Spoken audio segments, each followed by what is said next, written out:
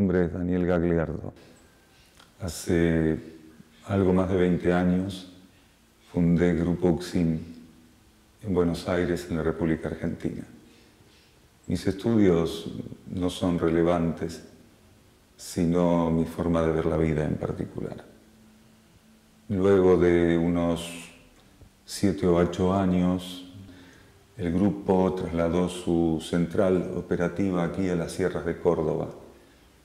Y este trabajo grupal evolutivo lo desenvolvemos en base a lo que podríamos llamar obediencia interna. Mi rol dentro del Grupo Uxin es de coordinador, aunque la estructura del grupo demanda distintas áreas con distintos coordinadores. Podríamos decir que soy el coordinador grupal o general. Bien. Y si te puedo pedir, ¿qué es tu pasado? ¿Estudiaste, no sé, filosofía o psicología?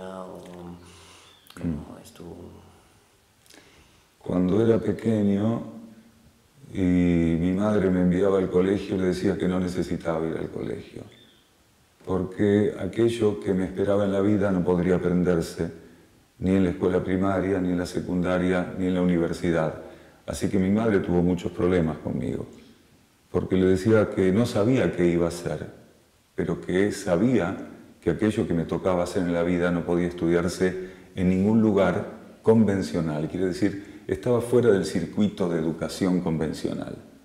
Gradualmente mi conciencia fue afondando en aspectos que no eran los convencionales. Empezamos a trabajar a eso de los 12 años, a profundizar el budismo esotérico tibetano, a profundizar la teosofía, el cartesianismo. Las líneas espirituales, particularmente, eran lo que nos motivaban fuertemente, los que nos llevaban a un estado de introspección, de interiorización.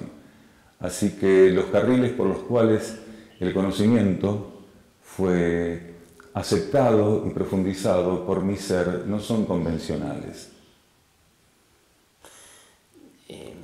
Entonces, a 12 años, porque yo estaba curioso de saber cómo te vino ese... o si vino un despierto espiritual, o cómo se pasó para vos, poco a poco, o no, con una iluminación, o tenés tal vez una vida antes y después, que hay gente que dice, no, antes no estaba así, ahora sí me interesó más a la vida espiritual. ¿Cómo fue tu pasaje? Nosotros, desde que tenemos memoria, siempre tuvimos una fuerte inquietud por aquello que era abstracto, subjetivo. Lo material no era lo principal para mi conciencia. Quiere decir, el mundo evidente, el mundo formal no era lo que más me atraía. Siempre estaba intentando percibir qué era aquello que estaba por detrás de la forma, qué era aquello que estaba por detrás de lo aparente. Esa tendencia que a los 12 años comenzó fuertemente a manifestarse fue gradativa, fue gradual y nunca paró. Hubo ciclos, hubo etapas, fui transitando distintas ampliaciones de conciencia hasta derivar en lo que hoy estamos asumiendo como Grupo Uxin. Quiere decir, un grupo que se encarga, un grupo que trabaja para la difusión de la cosmosofía. ¿Esa cosmosofía vino como desde todo el tiempo o es algo que vos proyectaba como una síntesis de todo lo que sentás, de tu sensibilidad al mundo? Contame. Si bien el término cosmosofía es un término que alguna vez se utilizó para algunas otras cuestiones, en nosotros particularmente el impulso de utilizar ese término, esa palabra, fue muy fuerte. Quiere decir filosofía cósmica, filosofía del cosmos, la verdad y la esencia del cosmos. Entonces preferimos utilizar ese nombre, cosmosofía, aunque realmente tendríamos que utilizar el término filosofía. Lo que ocurre es que en este planeta y en esta cultura que todos conformamos, hablar de filosofía es como transitar algo dudoso, como hablar de algo que tiene un doble filo. porque bajo el rótulo de filósofos se enrolan o se definen seres que realmente no merecen ser llamados buscadores de la verdad o buscadores de la sabiduría. Entonces el término cosmosofía fue el término más cercano a esa esencia que la filosofía genuina puede ofrecer o tiene para ofrecer.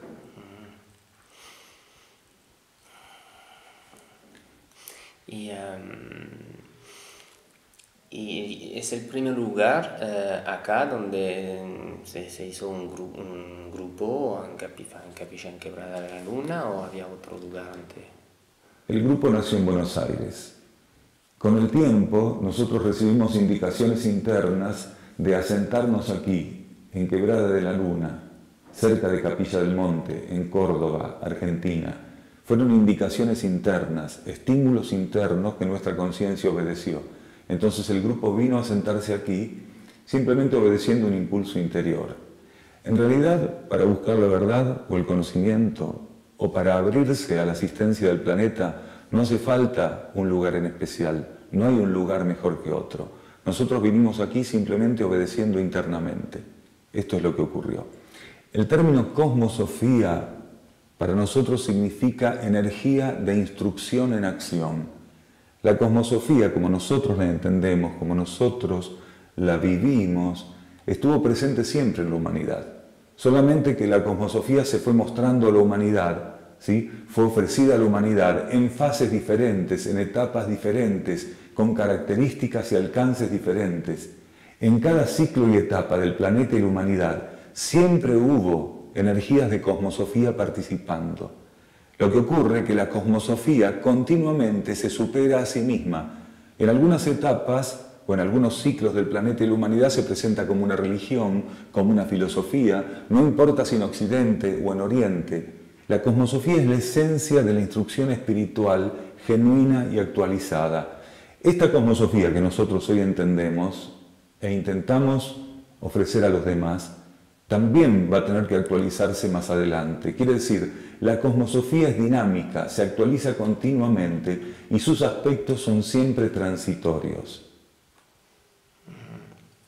Cuando decís es una información interior, me recuerda un poquito las otras entrevistas que tenía con gente de Capilla que vinieron para diferentes razones, pero hay algo común de como vos lo dijiste, pero me parece que es más claro para vos esa información interior. Los otros me dicen, no sé, yo tenía ese sentido que me siento bien acá, o vino y me quedé y dejo mi familia, dejo mi marido, mis hijos, mis chicos a veces. Es bastante fuerte, pero no saben exprimirlo. No todo, vos sabes decirlo y pensás que es lo mismo que pasó por ellos, como una información interior que no saben formalizar o materializar, pero si haya una explicación, ¿pensás? Los individuos tienen que estar muy atentos y tener mucho cuidado, porque existen una gran cantidad de etapas para la conciencia.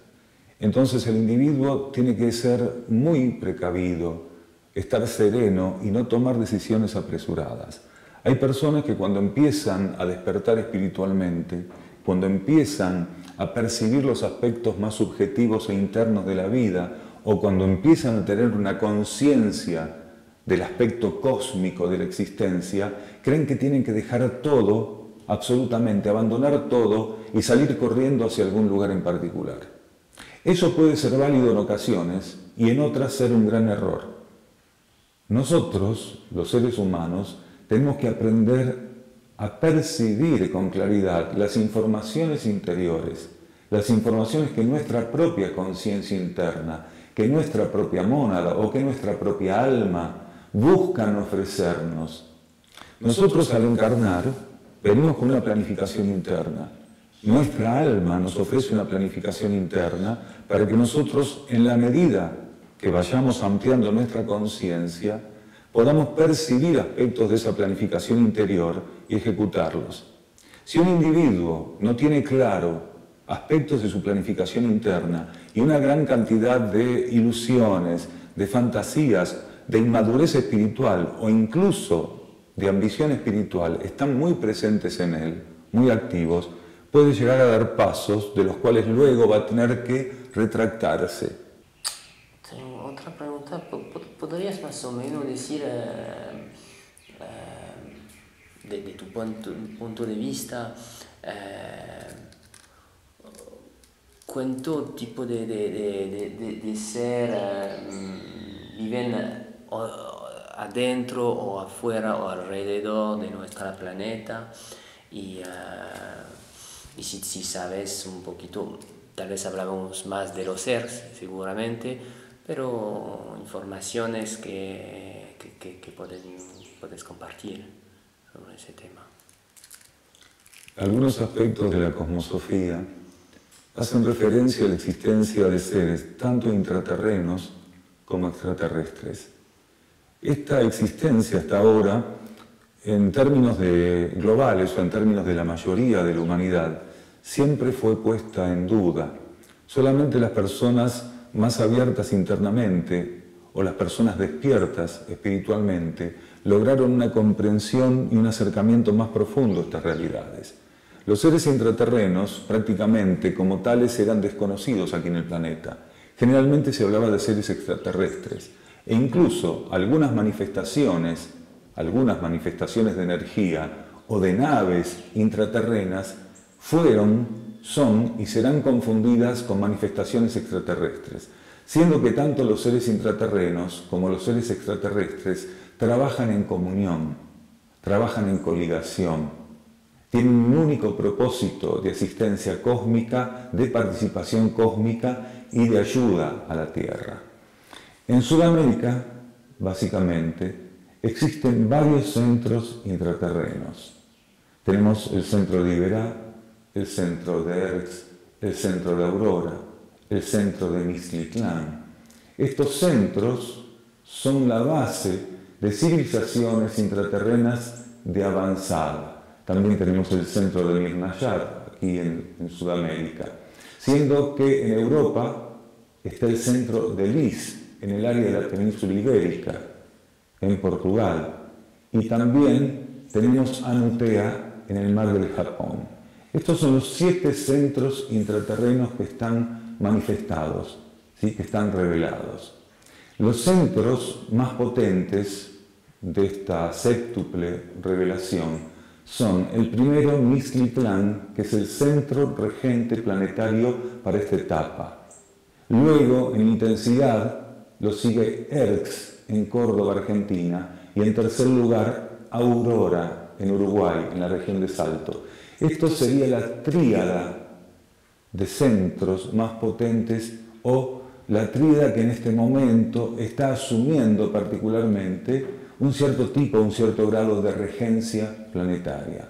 La principal colaboración para el ser planetario, la principal colaboración para los logos que están operando en este momento en la regencia tanto del sistema solar como del planeta Tierra, particularmente para la transición del planeta, si encuentran en Mixtlitlán, en Erx y en Aurora las herramientas para la ejecución de lo que sería la asistencia planetaria y la distribución de energías. Hay algún tipo de fantasía respecto a que existen 1, 2, 3, 4, 10, 12, vaya a saber cuántas clasificaciones de seres extraterrestres o de seres intraterrenos. Todo eso es sumamente riesgoso de aceptar, ¿sí? Ese tipo de especulaciones tenemos que descartarlas. Existe una infinidad, realmente una infinidad, una multiplicidad riquísima de variables, tanto en términos extraterrestres como intraterrenos. Nosotros, generalmente, los habitantes de la superficie del planeta, tratamos de clasificar muy torpemente y muy deficientemente lo que no tiene forma de ser clasificado. El cosmos es infinito. Los sistemas solares, las galaxias, los planetas habitados son infinitos, una verdadera multiplicidad de vida, de verdadera vida cósmica. En cada ámbito de la vida cósmica hay manifestaciones únicas de existencia, que no se repiten en ningún lado. La humanidad, como nosotros la conocemos en la superficie de la Tierra, es única, no se repite en ningún otro planeta. Del mismo modo, cada otra o cada una de las otras formas de humanidad no se repiten. Si a esto le sumamos que hay conjuntos de conciencias que se conforman como entidades, que también son definidos como extraterrestres, nos encontramos que la multiplicidad de variables es inmensa. Sí, seguro. Hay un rasgo de inmadurez muy grande en querer definir o clasificar la cantidad o la variedad de seres extraterrestres o de seres intraterrenos o las naves que tienen una forma u otra forma. La energía puede adoptar cualquier forma. La conciencia puede modelar la forma acorde a la necesidad. Sí, además lo que me parece ahora de reducir el tema entre terrestre o extraterrestres, cuando me parece que venimos todos la misma panza, que es el universo, y somos hermanos de cualquier forma, y además en forma es un tema, pero no es todo el tema de cuerpo también. Hablamos de un ser físico, de un cuerpo físico, pero hay otra forma de ser. Lo más importante de todo esto es que tanto conciencia, esencia y vida son únicas en el cosmos. Existe una conciencia única, una esencia única, una conciencia única, una esencia única y una vida única presente en todos los seres, en todas las partículas, en todos los universos. Entonces, no importa en qué galaxia, en qué plano, en qué nivel, en qué dimensión se esté expresando una conciencia, existe en ella una vida única, una conciencia única y una esencia única que son indivisibles. Y todos los seres son portadores de esa conciencia única, de esa vida única y de esa esencia única. Cuando nosotros decimos que hay 7 grandes centros intraterrenos y energéticos revelados, no estamos negando la existencia de subcentros energéticos de alta potencia. En algunos casos, cuando se percibe la actividad de esos subcentros de alta potencia, pueden confundirse con un centro de mayor magnitud, porque los seres humanos tenemos una gran dificultad para evaluar genuinamente la potencia o la manifestación de la energía telúrica, de la energía cósmica, de la energía interna. Entonces, en otras áreas del planeta, como puede ser el hemisferio norte, en Estados Unidos, también algunas áreas de México, incluso de Canadá, así como en la Unión Soviética, en distintos lugares de Europa, África y Asia, incluso en Australia, ¿sí?, hay manifestaciones de subcentros energéticos, quiere decir, subcentros que recogen la energía de los centros mayores. Entonces, una persona puede estar percibiendo la energía de un subcentro y por la potencia o intensidad con que ella la registra, creer que está ante la manifestación de un gran centro de energía.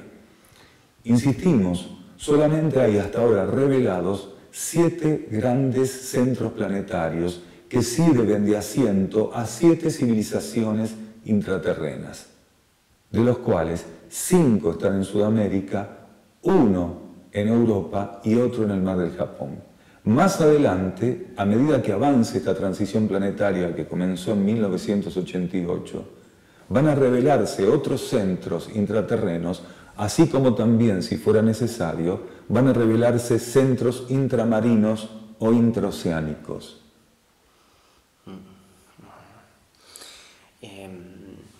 Por eso a veces probo de compartir informaciones o de hablar con gente que no quieren, por diferentes razones, a veces porque tienen miedo, no es la buena palabra, pero no quieren aparecer a la televisión, no quieren estar porque o a veces hay gente que se hacen demasiado publicidad y llega hasta hacerse matar. Estoy hablando, por ejemplo, de Oscar, su padre, o... De Saruma, de Ángel Cristo Corlamis. Y no sé por qué se pasa así y también no tenemos explicación muy clara de por qué se pasa así. Y lo respeto mucho que la gente no quieren hablar o sea, son muy contentos de hablar conmigo, pero nunca con Tamara porque no sé cómo decir, ¿qué pensás vos? Hay algo que es fundamental.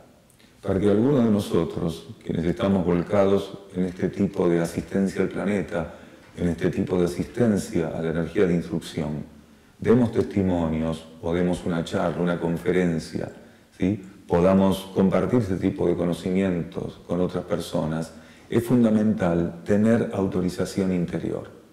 Si nosotros no tuviéramos autorización interna, no es posible, no es prudente estar hablando de estos temas. Uno no debe estar hablando de estos temas porque sí. Uno no debe estar instando a las personas a hablar de estos temas, a conocer de estos temas. Cuando alguno de nosotros habla de estas cuestiones, simplemente eso se basa en que internamente estamos siendo estimulados. En ocasiones nos han venido a pedir testimonios y no los dimos porque no teníamos autorización para darlos. Nosotros necesitamos confirmar que tenemos autorización interna, respaldo interno. Si ese respaldo interno, si ese aval interno está dado, entonces colaboramos y damos este tipo de testimonios. Entonces, conmigo, ¿cómo se pasó? ¿Hablamos a la charla? ¿Lo sentaste o lo sabías antes? ¿O cómo? Nosotros, a medida que fuimos entrando en contacto con vos, fuimos percibiendo que tenías una tarea que estaba relacionada a todo este conocimiento, esta información.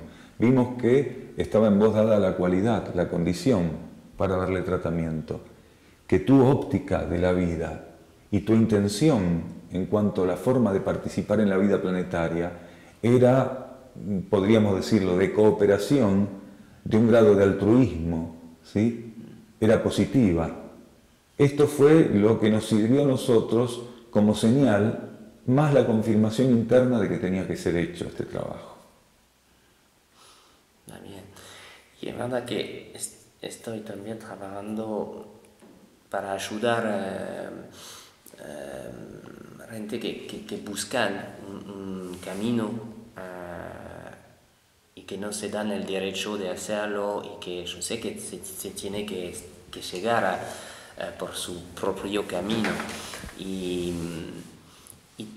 siento también que es una lástima que esos temas son muy importantes para mí. Esos temas son mayor y, por ejemplo, vos tal vez tenés información, me interesa también de hablar de eso para estar más accesible. Yo escuché que vino y que se interesó al lugar también Adolf Hitler, que vino acá. Y yo sé que los gobiernos también se interesan a ese nivel de conocimientos, de intercambio, y que trabajan también, tal vez de una forma malo, no sé, pero que son conscientes que hay algo. Y para nada no quieren hacer caso o publicidad de decirlo o de mostrarlo. Y que solamente a veces cuando hablo con gente digo, sí, en ese lugar hay gente tanto importante, tanto interesante, pero no lo sabes. Bueno, no lo sabes, pero ya lo sabes, pero ¿por qué te lo digo? Pero sí, para convencerte, hay gente de nivel de presidente o, como te digo, de Hitler o otro que vienen también a buscar eso. No lo dicen, no hacen publicidad porque quieren guardarlo por ellos y no compartirlo. Eso es una lástima. Entonces no sé si vos tenías información de eso, si es verdad o no, si realmente vino, porque yo escuché también que trabaja con la nave, con todo también el potencial tecnológico, que no es para mí, y cuando vives acá no lo sabes, que no es muy importante ese tema de tecnología y que la tecnología ya es algo bajo, pero bien, ¿qué tenés de información sobre ese tema? La información que nosotros tenemos respecto al conocimiento de las principales potencias, respecto a estas realidades cósmicas, respecto a la existencia de seres extraterrestres o intraterrenos, está dado precisamente en las evidencias. Aquí en estas regiones, cada tanto, se reciben visitas de algunos personajes que más tarde o más temprano, se termina sabiendo que son de la NASA o representantes de algún gobierno en particular, de los gobiernos poderosos. Los gobiernos poderosos mantienen clasificados todos los documentos y la información, y no están dispuestos a compartirlos o a aceptar que están interesados en todo este tipo de fenómenos o manifestaciones o realidades cósmicas. Precisamente si los grandes gobiernos aceptaran públicamente esto, tendrían que resignar el poder que actualmente ejercen sobre la humanidad. No solo los gobiernos, también las religiones. Todos los sistemas de poder tendrían que cambiar su posición, tendrían que aceptar que un nuevo orden mundial debería imponerse. ¿Están los gobiernos dispuestos a aceptar un nuevo orden mundial en el reconocimiento de la existencia cósmica?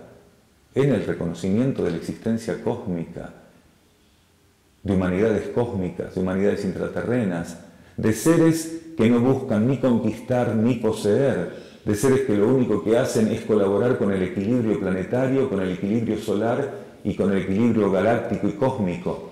Los gobiernos no están dispuestos a eso. Los documentos que desclasifican son los documentos que permiten quitarle un poco de presión al tema. Hoy en día reconocer que existen los ovnis, como le dicen ellos, no es el problema. El gran problema que tendrían es reconocer que existen humanidades con condiciones evolutivas, espirituales y de conciencia sumamente superiores, infinitamente superiores a la nuestra. Entonces eso los obligaría a reconocer un nuevo orden mundial. Estas humanidades de corte superior estuvieron presentes, están presentes y van a seguir estando presentes, asistiendo a la humanidad en su conjunto, pero generalmente de un modo subjetivo y oculto. ¿Por qué? Precisamente porque los grandes gobiernos, que son los representantes de esta humanidad, tienen una política absolutamente contraria al reconocimiento, la aceptación, ¿sí? Y en todo caso la fraternidad con este tipo de conciencias o de seres de alto nivel evolutivo. Y a mí me parece tan evidente que hay gobiernos de nivel galáctico, de nivel intergaláctico tal vez, porque es tan lógico que no veo por qué no existiría. Hay que regir con reglas, con toda la cosa. Y también me imagino que si llego a un planeta o si tengo el poder de mandar a alguien a un planeta, no voy a mandar cualquier persona que ya tiene una responsabilidad de respecto a ese planeta y que no se puede mostrar y difundir información así, ¿no? Es muy interesante lo que decís y hay que tener un punto en cuenta. Hasta el año 1988, al planeta Tierra, a la órbita del planeta Tierra, podían ingresar seres extraterrestres de bajo nivel evolutivo. ¿Qué quiere decir? De un nivel evolutivo similar al nuestro. Nosotros no somos la única humanidad planetaria que está bajo ley de karma y que todavía es agresiva, posesiva, competitiva. Entonces, existen otras humanidades en el cosmos que también están bajo ley de karma y todavía están bajo esa ley porque son competitivos, agresivos, ¿sí? Tienen ese afán de conquistar, de poseer, de saquear. Lo mismo que harían los grandes gobiernos si fueran otro planeta. Si los grandes gobiernos terrestres fueran otro planeta, impondrían por la fuerza su presencia, saquearían, tomarían lo que quisieran. ¿Qué es lo que hacen aquí? Si lo hacen aquí con sus hermanos terrestres, ¿por qué pensaríamos que no lo harían en otros planetas? Lo mismo ha ocurrido con cierta periodicidad en nuestro planeta. Seres de escasa evolución, como la nuestra, seres que todavía están en ese juego de egoísmo y de posesividad, pero con mayor tecnología que la nuestra, han arribado, han ingresado al planeta Tierra.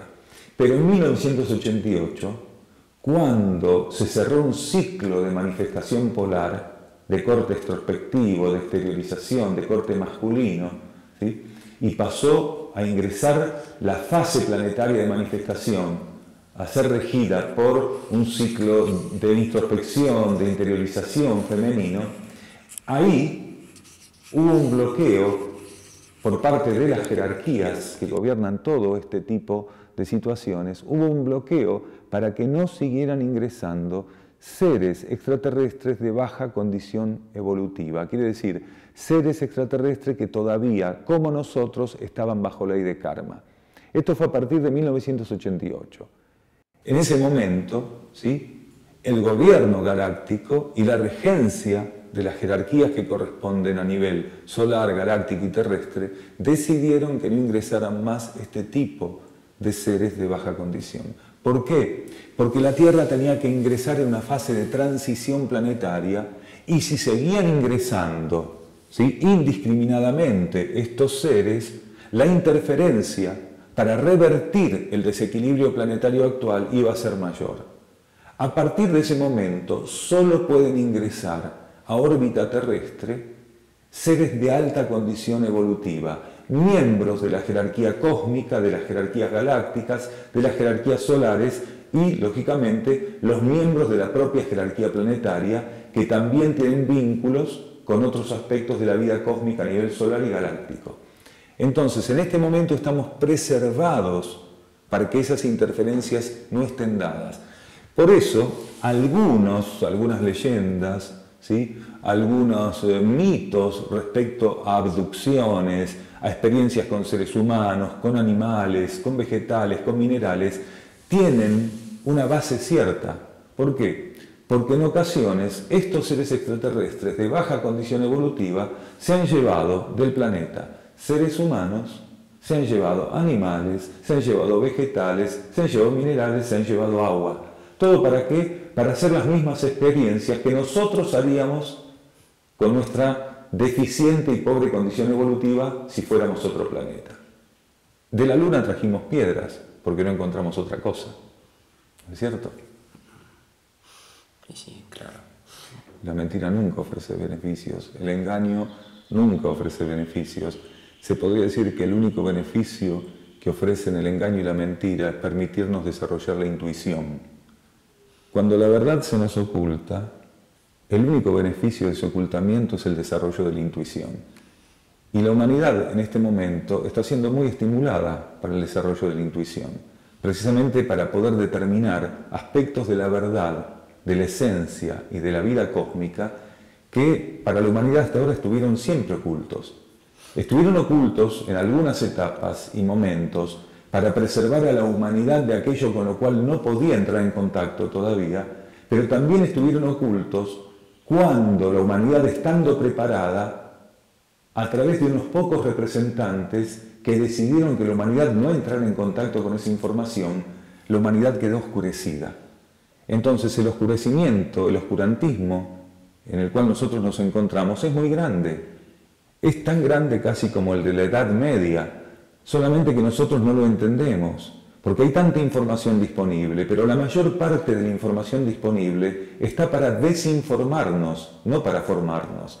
Entonces no tenemos que confundir la información que no tiene esencia y verdad, que nos desinforma, de la información que realmente nos informaría con la consecuencia benéfica de la formación de la conciencia.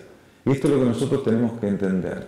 Así que toda esta oscuridad a la cual, o dentro de la cual buscan colocarnos, nos permitiría, si tenemos una verdadera vocación y aspiración espirituales, nos permitiría desarrollar la intuición. Entonces, esa intuición desarrollada podría obviar, por ejemplo, los elementos concretos de la información. Entonces, entre la información concreta que pudiéramos filtrar y seleccionar cuidadosamente y la asistencia intuitiva e interior, podríamos dar con un discernimiento y una óptica, podríamos dar con un discernimiento y una óptica más adecuados para comprender qué es lo que está ocurriendo en el planeta Tierra en este momento. Nunca el planeta Tierra estuvo sumido en tanta oscuridad, pero nunca estuvo tan asistido por la luz. Entonces hay una compensación. Sí, una vida de contraste. Como acá, veo mucho contraste acá. Cuando nos preguntan por alguna sugerencia para aquellas personas que están intentando avanzar en la búsqueda espiritual, en el camino interno, les decimos que el instructor más precioso está en su interior. No es tiempo de seguir maestros. Un maestro tiene que ser solamente una referencia fugaz, transitoria. El verdadero instructor, el más profundo, aquel que está realmente dispuesto y disponible a nuestra medida, es nuestra propia conciencia interna. Ese instructor interno tiene todo para nosotros en la medida justa y necesaria. Cada uno de nosotros cuenta con ese instructor interno. Ese es el verdadero maestro. Antiguamente, y hasta el ciclo anterior que terminó en 1988, muchas personas necesitaban seguir maestros externamente, porque la energía de instrucción todavía necesitaba, para poder anclar, todavía necesitaba para poder ofrecerse un determinado formato externo, doctrinario. Actualmente las personas ya están más eximidas, están más liberadas, mucho más liberadas de tener que seguir maestros, de tener que seguir instructores. Hoy un instructor en estos planos, actualizado, un instructor externo en estos planos, actualizado, la sugerencia que le puede dar un aspirante a un discípulo es que encuentre su maestro interno. Estamos en una época de despertar espiritual. ¿Qué quiere decir esto? Que nuestros espíritus, nuestras mónadas, nuestras almas están despiertas, despiertas como nunca lo estuvieron. Al estar despiertas en ese grado, al estar despiertas con esa cualidad, tienen la posibilidad de instruirnos, de conducirnos como nunca pudieron hacerlo. Por eso hay que permitirle a nuestro espíritu, por eso hay que permitir a nuestra alma despierta, ahora con esa nueva cualidad, que nos conduzca, que nos instruya, que nos eleve, que nos guíe.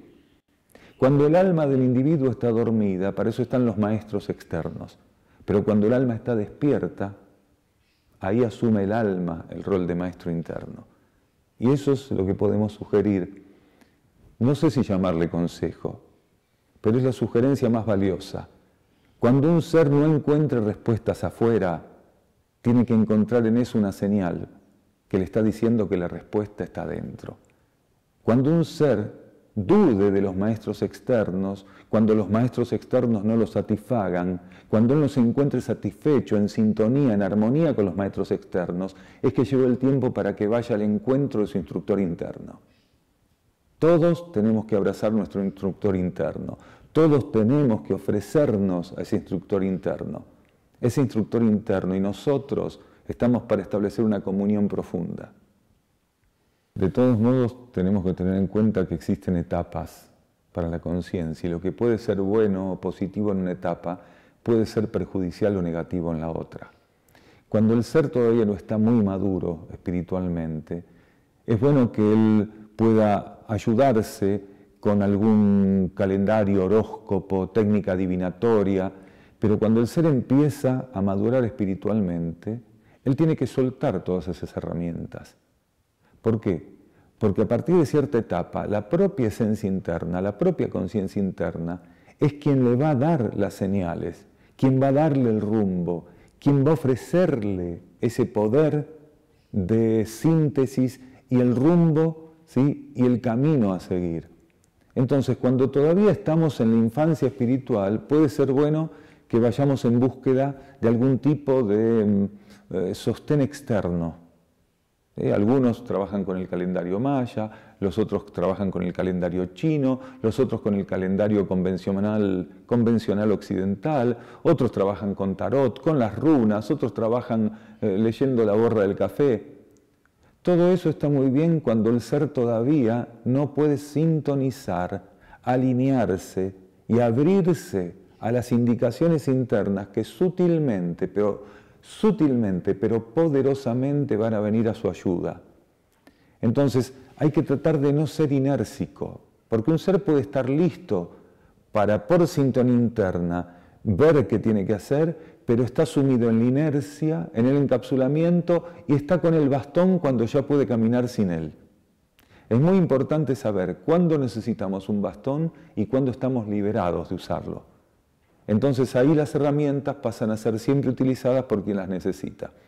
A medida que avance este proceso planetario, a medida que avance la purificación planetaria, que vayamos encaminándonos al ápice de la transición planetaria, al ápice de la purificación, muchas personas van a tener que aprender a caminar desnudas en conciencia, sin ninguna otra ayuda que la sintonía con su esencia interna.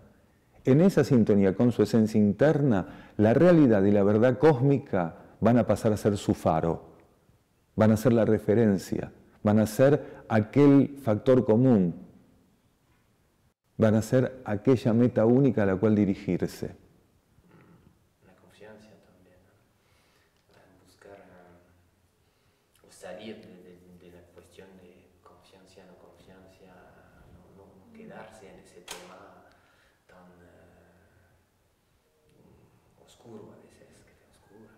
El ser necesita aprender a entregarse, a ofrecerse, a donarse. El ser tiene que aprender a amar lo desconocido, a aprender a amar aquello que no conoce, aquello que todavía tiene que descubrirse a su conciencia. Siempre que vamos por lo conocido, vamos a llegar a lugares conocidos. El que toma un camino conocido va a llegar a lugares conocidos. Para llegar a eso que todos queremos conocer en profundidad y que se mantiene oculto en distintos grados para cada uno de nosotros, hay que tener la capacidad de amar lo inédito, lo desconocido, y de no temer ir por caminos desconocidos. Ninguno de nosotros puede avanzar si no se anima a transitar ese camino que desconoce, ese camino que lo lleva realmente hacia donde está la luz. Y cuando llegamos a ese encuentro con la luz va a mostrar lo que hasta ese momento estaba a oscuras. Y cuando la luz ilumine aquello que estaba a oscuras, muchas cosas que va a iluminar la luz para nosotros no nos van a gustar. Y eso es lo que hay que transformar en cada uno. El ser tiene que estar en condiciones de, con humildad, con aceptación, con intención de transformación, intentar ver qué es lo que la luz le muestra, modificar aquello, transmutar aquello, trascender aquello. Yo creo que la materia, estoy buscando una forma de explicar también más simple, realmente, que no voy a decir, bueno, hay que hacer meditación o cualquier cosa, pero una cosa que me parecía evidente, que la materia, la posesión, son cosas que no te permiten de llegar a ese tipo de conciencia o a ese tipo de darse cuenta de cómo es. Y es verdad que más dejamos la material de comprar, digo, de acumular, y más empezamos a ver quién somos. Eso sería tal vez un camino interesante de entender que es el contrario. Menos tenés, más rico estás. De una forma, esta vez es rápido, no sé si lo que pensás, pero me pareció también más fácil. Inicialmente el materialista busca la esencia en la materia, porque para él la materia es verdad y la verdad es materia, mientras que aquel que está abierto a la esencia interna no necesita buscar la verdad en la materia, entiende que la verdad es un aspecto interior y deja de buscarlo en la forma, en lo concreto, en lo material. Entonces es muy importante entender que en ciertas etapas aquel que todavía está excesivamente comprometido con el materialismo necesita descubrir la meditación. Entonces, esos pequeños espacios de meditación, esas pequeñas experiencias de meditación, 2, 3, 4 veces por semana, media hora, 1 hora, en un ambiente calmo, le permiten romper con esa identificación, con ese hipnotismo que ejerce la materia sobre él, y gradualmente pasar a percibir que existe una realidad que no es material concreta, una realidad que está por encima de la materia.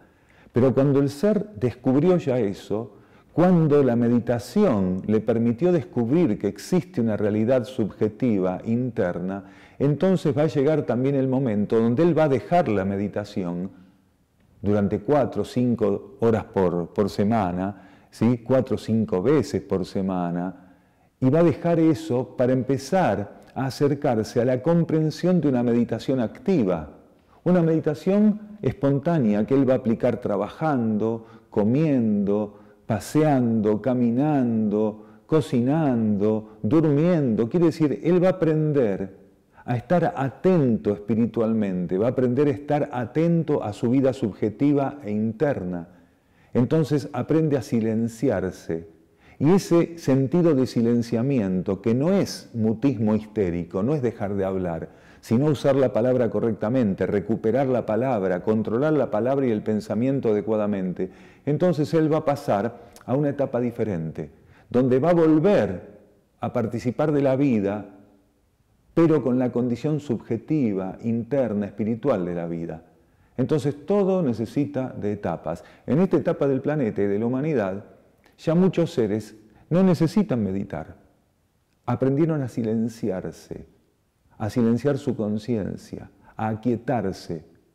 Y mientras están haciendo lo que están haciendo diariamente, momento a momento, esa energía de quietud, de silencio, de interiorización, de elevación está presente en ellos, atendiendo la vida, no importa cómo, ni haciendo qué, pero atendiendo la vida. Veo un paralelo con una gente, tanto te escucho, que tal vez conoces, que se llama Eckhart Tolle. ¿Quién? Eckhart Tolle, que llama él habla mucho de la misma cosa, pero lo llama el presente, de volver al presente. Y de no proyectarse, hablamos de planificación también, y creo que sí, es la misma idea que estás diciendo, de esa quietud, de ser con paz, consciente, presente. Cuando se llega a ese estado de interiorización espontáneo, a ese estado de óptica interior en la atención de la vida, en ir transitando la vida, entonces se empieza a vivir en el eterno presente. En el eterno presente. ¿Qué significa ese eterno presente? Ir viviendo la existencia en sintonía con los ciclos interiores, en empatía con la energía interna, en una verdadera comunión con la energía interna. Entonces, esa energía interna es absoluta actualización, absoluto presente. No hay un desfasaje, ¿sí? No hay una cosa donde la falta de sincronismo esté presente. En ese eterno presente, precisamente, el ser vive en comunión con sus ritmos internos, con su energía interna. Y a eso todos nosotros estamos siendo estimulados para llegar. Más tarde o más temprano, todos vamos a tener que llegar a eso. Creo que cuando vamos a entender que el tiempo no existe, vamos a entrar en ese eterno presente y que llega toda fuerza que tenemos adentro. Bueno, te agradezco. Muchísimas gracias. Gracias.